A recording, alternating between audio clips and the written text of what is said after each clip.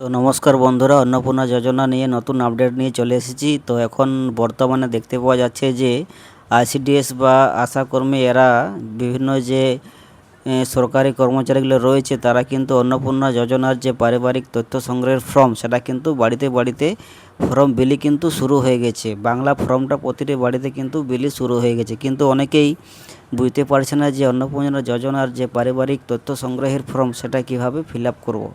তাই আজ তোমাদেরকে বিস্তারিত জানাবো যে কীভাবে অন্নপূর্ণা যোজনার ফর্ম ফিল আপ করতে হয়। তো এখানে দেখো, প্রথমেই হেডিংয়ে লেখা আছে অন্নপূর্ণা যোজনা পারিবারিক তথ্য সংগ্রহের ফর্ম। প্রতিটি বিভাগে টিক চিহ্ন, বিকল্প এবং নির্দেশাবলী রয়েছে। প্রতিটি চেকবক্স ও ক্ষেত্র পরিষ্কারভাবে চিহ্নিত করা হয়েছে। আবেদনকারী এবং যাচাইকারী কর্মকর্তাদের জন্য প্রয়োজনীয় নির্দেশাবলী প্রদান করা হয়েছে। প্রতিটি বিভাগ পূরণ করা কিন্তু বাধ্যতামূলক। এখানে কিন্তু বলে দিয়েছে যে প্রতিটি বিভাগ পূরণ করা বাধ্যতামূলক, অর্থাৎ কোনো বিভাগেই ব্ল্যাঙ্ক রাখা চলবে না। প্রথমে দেখো পারিবারিক পরিচয়। এখানে পারিবারিক পরিচয় দিতে হবে, অর্থাৎ পরিবারের প্রধানের নাম, অর্থাৎ যিনি হেড অফ দ্য ফ্যামিলি রয়েছেন সেই পরিবারের প্রধানের নাম এখানে কিন্তু পুরো নামটা উল্লেখ করতে হবে। আধার কার্ডে যে নামটি দেওয়া আছে সেই নাম অনুযায়ী কিন্তু এখানে ফিল আপ করতে হবে। এরপর তার জন্ম তারিখ, অর্থাৎ দিন, মাস এবং বছর। প্রথমে ডে, তারপর মান্থ, তারপর ইয়ার, এখানে কিন্তু সঠিকভাবে ফিল আপ করতে হবে। পরিবারের প্রধানের লিঙ্গ, অর্থাৎ তিনি পুরুষ কি মহিলা সেটাতে কিন্তু এখানে টিকচিহ্ন দেওয়ার অপশান রয়েছে, সেখানে কিন্তু টিকচিহ্ন দিতে হবে। এরপর রয়েছে পরিবারের প্রধানের আধার কার্ডের নম্বর, অর্থাৎ তার যে 12 ডিজিটের আধার কার্ডের নম্বর রয়েছে সেটা কিন্তু এখানে সঠিকভাবে আধার কার্ড দেখে ফিল আপ করতে হবে। সেই পরিবারে যদি ডিজিটাল রেশন কার্ডের যদি আইডি থাকে সেক্ষেত্রে সেখানে রেশন কার্ডের নাম্বার কিন্তু তার দিতে হবে। এবার তাদের পরিবারের মোট সদস্য সংখ্যা, অর্থাৎ তাদের ফ্যামিলি মেম্বার মোট কতজন সেটা কিন্তু এখানে পরিষ্কারভাবে সঠিকটি উল্লেখ করতে হবে। শুধুমাত্র সংখ্যা, এটা কিন্তু মনে রাখতে হবে যে শুধুমাত্র সংখ্যায়। এরপর আছে ঠিকানা, অর্থাৎ তার স্থায়ী ঠিকানা বা অর্থাৎ তার আধার কার্ডের যে ঠিকানা রয়েছে সেই ঠিকানা কিন্তু এখানে দিতে হবে, অর্থাৎ গ্রাম, পোস্ট, থানা, জেলা, পিন নাম্বার, এই খপটার মধ্যে কিন্তু দিতে হবে। এরপর পরিবারের প্রধানের যে যোগাযোগ নম্বর রয়েছে যোগাযোগ নম্বরটা কিন্তু এখানে ফিল আপ করতে হবে। বিশেষ করে আধার কার্ডের সাথে যে মোবাইল নম্বরটা সংযুক্ত করা আছে বা লিঙ্ক করা আছে সেই নম্বরটি কিন্তু এখানে দিতে হবে। এখানে মোবাইল নম্বরটি কিন্তু খুবই গুরুত্বপূর্ণ। নাম, জন্ম তারিখ, লিঙ্গ, পরিবারের প্রধানের সঙ্গে সম্পর্ক, আধার নম্বর, অর্থাৎ পরিবারে আর কে কে আছে তাদের নাম, জন্ম তারিখ, লিঙ্গ, পরিবারের প্রধানের সাথে কি সম্পর্ক, তার আধার নম্বর। এখানে কিন্তু সর্বোচ্চ আরও এক্সট্রা 5 জন ফ্যামিলি মেম্বারের কিন্তু নাম তথ্য দেওয়ার অপশন কিন্তু রয়েছে। যাদের ফ্যামিলিতে 5 জনের বেশি লোক সংখ্যা রয়েছে সেক্ষেত্রে তাদের দুটো ফর্ম অ্যাপ্লাই করতে হবে। এখানে কিন্তু এই ফর্মটিতে সর্বোচ্চ 5 জনের দেওয়া যাবে। আর পরিবারের মধ্যে যিনি অন্নপূর্ণা ভাণ্ডারে অ্যাপ্লাই করবেন তার ক্ষেত্রে এখানে কিন্তু টিক চিহ্ন দেওয়ার অপশান রয়েছে। এখানে কিন্তু লেখা রয়েছে অন্নপূর্ণা যোজনার জন্য আবেদন করা হচ্ছে কি না। যদি অন্নপূর্ণা যোজনার জন্য আবেদন করা হচ্ছে, যে মেম্বারের আবেদন করা হচ্ছে সেই মেম্বারের ক্ষেত্রে এখানে কিন্তু হ্যাঁতে টিক চিহ্ন দিতে হবে, আর যার আবেদন করা হচ্ছে না সেক্ষেত্রে তার নাতে টিক চিহ্ন দিতে হবে। এখানে কিন্তু পরপর ফিল আপ করতে হবে পরিবারের প্রধানের সাথে সম্পর্ক, তার আধার কার্ডের নম্বর, সদস্য 3, সদস্য 4, সদস্য 5। সবার ক্ষেত্রে প্রসেসটা কিন্তু সেম। নাম, জন্ম তারিখ, লিঙ্গ, পরিবারের প্রধানের সাথে তার সম্পর্ক কি, তার আধার কার্ডের নম্বর। সদস্য 5 সেক্ষেত্রে সেম, নাম, জন্ম তারিখ, লিঙ্গ, পরিবারের প্রধানের সাথে সম্পর্ক, আধার কার্ডের নম্বর। আর হ্যাঁ কিংবা না, সে অন্নপূর্ণা যোজনায় যদি অ্যাপ্লাই করছে সেক্ষেত্রে হ্যাঁ, আর নইলে না, কিছু টিকচিহ্ন দেওয়ার দরকার নেই। পরিবারের প্রধান এবং পরিবারের সকল প্রাপ্তবয়স্ক সদস্যের ব্যাঙ্ক অ্যাকাউন্টের ডিটেলস, অর্থাৎ যাদের 18 বছর বয়স হয়ে গেছে তাদের যদি ব্যাঙ্ক অ্যাকাউন্ট থাকে সেক্ষেত্রে তার ব্যাঙ্ক অ্যাকাউন্টের নম্বর, ব্যাংকের নাম এবং আইএফএসসি কোড কিন্তু এখানে উল্লেখ করতে হবে। এখানে দেখো প্রতিটা ব্যক্তিরই কিন্তু এই প্রসেসটা ফলো করতে হবে। Bank account number, IFSC code, এবং কোন ব্যাংকে তার খাতা রয়েছে সেটা কিন্তু এখানে লিখতে হবে। সদস্য 1 2 3 4 5 এভাবে কিন্তু প্রতিটাতেই কিন্তু ফিল আপ করতে হবে। এবং যদি কারো ডেবিট ক্রেডিটের জন্য আধার লিঙ্কযুক্ত অ্যাকাউন্ট থাকে সেক্ষেত্রে সেই অ্যাকাউন্টও এখানে কিন্তু দিতে হবে। অর্থাৎ আধার কার্ডের সাথে ডেবিটের লিঙ্কের মাধ্যমে যে অ্যাকাউন্টটি করা আছে সেই অ্যাকাউন্টটি কিন্তু এখানে দিলে সবথেকে সুবিধা হয়। তাই আধার কার্ড দিয়ে একবার ভেরিফাই করে দেখে নিতে হবে যে কোন ব্যাংকের সাথে তার ডেবিটের লিঙ্ক রয়েছে। এরপর 11 নম্বরে রয়েছে দেখো এপিক অর্থাৎ ভোটার কার্ডের নম্বর। যাদের ভোটার কার্ড রয়েছে তাদের ভোটার কার্ডের নম্বর, বিধানসভা ক্ষেত্র এবং অংশ নাম্বার, সদস্য 1, সদস্য 2, সদস্য 3, সদস্য 4, সদস্য 5 সবার ক্ষেত্রে কিন্তু ভোটার কার্ডের নম্বর, বিধানসভা ক্ষেত্র এবং অংশ নম্বর এখানে কিন্তু ফিল আপ করতে হবে। এখানে যে রয়েছে এপিক নাম্বার অর্থাৎ এখানে ভোটার কার্ডের নম্বরটি দিতে হবে। প্রতিটি ভোটার কার্ডের উপরে দেখবে লেখা থাকবে ভোটার কার্ডের নম্বর, সেটা কিন্তু এখানে ফিল আপ করতে হবে। এবং সেই ভোটার কার্ডের বিধানসভা ক্ষেত্র এবং অংশ নাম্বার কিন্তু এখানে দিতে হবে। 12 নম্বরে রয়েছে ক্যান্ডিডেট কোন ক্যাটাগরির অর্থাৎ অসংরক্ষিত বা ইউআর জেনারেল হলে এটা টিকচিহ্ন দিতে হবে। যদি এসসি হয় সেক্ষেত্রে তফসিলি জাতিতে টিকচিহ্ন দিতে হবে, আর যদি এসটি হয় তাহলে তফসিলি উপজাতিতে টিকচিহ্ন দিতে হবে। এবং ওবিসি হলে অন্যান্য অনগ্রসর শ্রেণী অর্থাৎ ওবিসিতে টিকচিহ্ন দিতে হবে। আর বিশেষভাবে ঝুঁকিপূর্ণ জনগোষ্ঠী যদি হয় সেক্ষেত্রে এটাতে টিকচিহ্ন দিতে হবে। আর যাদের কাস্ট সার্টিফিকেট থাকবে না সম্পূর্ণ জেনারেল তাদের ক্ষেত্রে অসংরক্ষিত বা ইউআরে টিকচিহ্ন হবে। আর যদি কাস্ট সার্টিফিকেট থাকে বা ইডাব্লিউএস থাকে সেক্ষেত্রে কিন্তু ক্রিমিলিয়ার সার্টিফিকেট ওবিসিদের ক্ষেত্রে এবং এসসি এসটিদের ক্ষেত্রে কাস্ট সার্টিফিকেট অ্যাটাচ করা বাধ্যতামূলক। এরপরে দেখো অপশান রয়েছে রেশন কার্ড অর্থাৎ ওই ফ্যামিলির ডিজিটাল রেশন কার্ড আছে কি নেই। যদি রেশন কার্ড থাকে, এখন বেশিরভাগ ফ্যামিলিতে রেশন কার্ড রয়েছে তাই এখানে হ্যাঁতে টিকচিহ্ন দিতে হবে, আর যাদের নেই সেক্ষেত্রে নাতে টিকচিহ্ন দিতে হবে। যদি হ্যাঁ হয় তাহলে তার রেশন কার্ডের যে ক্যাটাগরি রয়েছে অর্থাৎ Antyodaya, PHH, SPHH, RKSY 1, RKSY 2 বা ভর্তুকিহীন রেশন কার্ড যদি থাকে সেক্ষেত্রে সেটাতে টিকচিহ্ন দিতে হবে।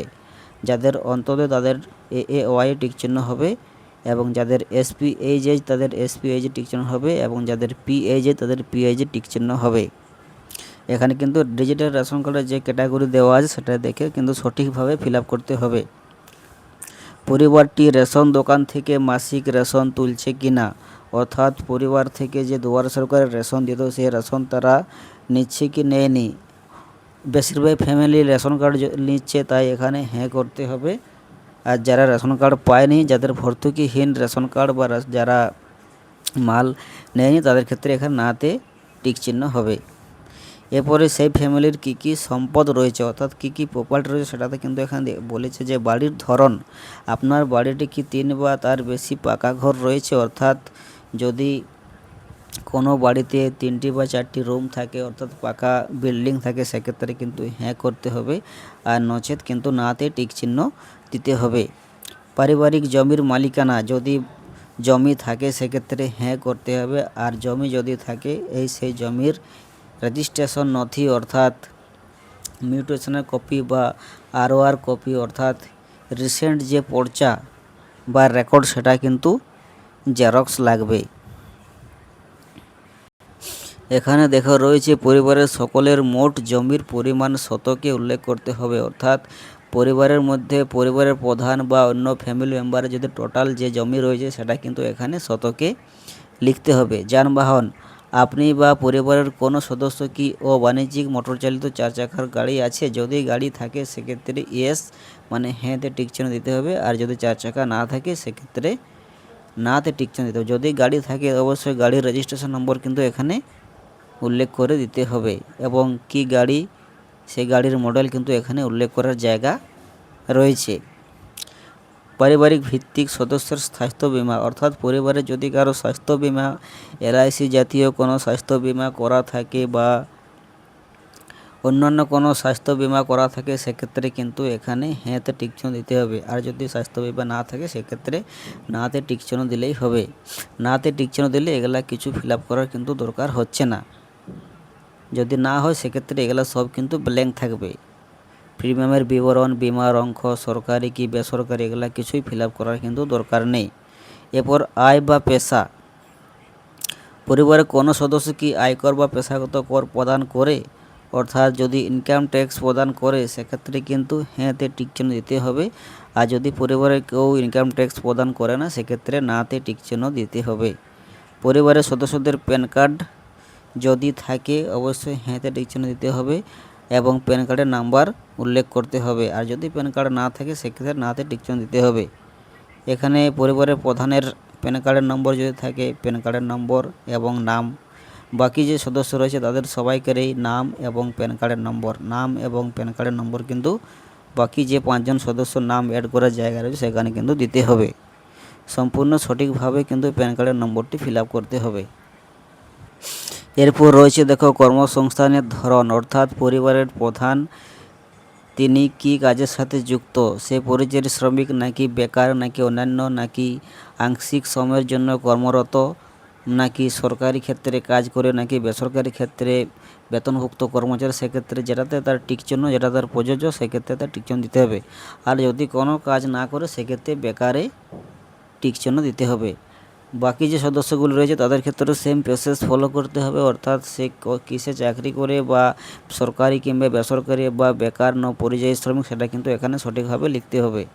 যদি বেকার হয় সেক্ষেত্রে কোনো না কাজ করলে সেক্ষেত্রে বেকারে টিক চিহ্ন দিতে হবে। প্রতিটি সদস্যের কিন্তু সেম প্রসেস কিন্তু ফলো করতে হবে, অর্থাৎ সে কী ধরনের কর্ম করে সেটা কিন্তু এখানে উল্লেখ করতে বলেছে। এরপর চলে আসি পরিবারের শিক্ষিত প্রাপ্তবয়স্ক সদস্যদের সংখ্যা এবং পরিবারের শিক্ষিত এবং অশিক্ষিত প্রাপ্তবয়স্ক যুবকদের সংখ্যা, অর্থাৎ শিক্ষিত কজন এবং অশিক্ষিত কজন। এটা কিন্তু যাদের প্রাপ্তবয়স্ক হয়েছে তাদের ক্ষেত্রে, অর্থাৎ যাদের 18 বছর পেরিয়েছে, শিক্ষিত মোট কজন এবং অশিক্ষিত মোট কজন রয়েছে সেটা কিন্তু এখানে উল্লেখ করতে হবে। পরিবারের প্রধান যিনি হেড অফ দ্য ফ্যামিলি রয়েছেন তার শিক্ষাগত যোগ্যতা, অর্থাৎ তিনি শিক্ষিত হলে শিক্ষিত, শিক্ষা না থাকলে অশিক্ষিত, এবং তার শিক্ষাগত যোগ্যতার পরিমাণ মানে সে কতদূর শিখেছে সেটা কিন্তু এখানে লিখতে বলেছে। এবং বাকি যে সদস্যগুলি রয়েছে সেখানে সদস্য 1, সদস্য 2, সদস্য 3, সদস্য 4, সদস্য 5 এভাবে কিন্তু বাকি সদস্যদেরও শিক্ষিত কি অশিক্ষিত এবং শিক্ষাগত যোগ্যতার পরিমাণ, অর্থাৎ সে কতটা শিখেছে সর্বোচ্চ শিক্ষাগত যোগ্যতা কিন্তু এখানে উল্লেখ করতে হবে।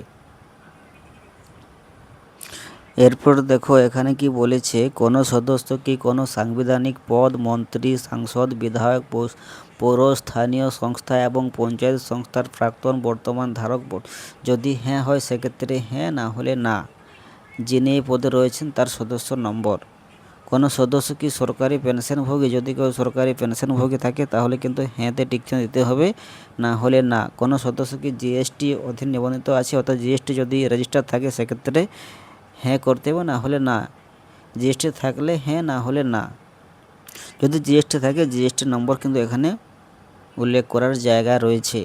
পরিবারের মোট বার্ষিক আয় এখানে কিন্তু টাকাতে লিখতে হবে, আর কত টাকা এখানে তার পরিবারের বার্ষিক আয়, অর্থাৎ সারা বছরে গোটা পরিবারটার মোট টোটাল ইনকাম কত সেটা কিন্তু এখানে লিখতে বলা হয়েছে।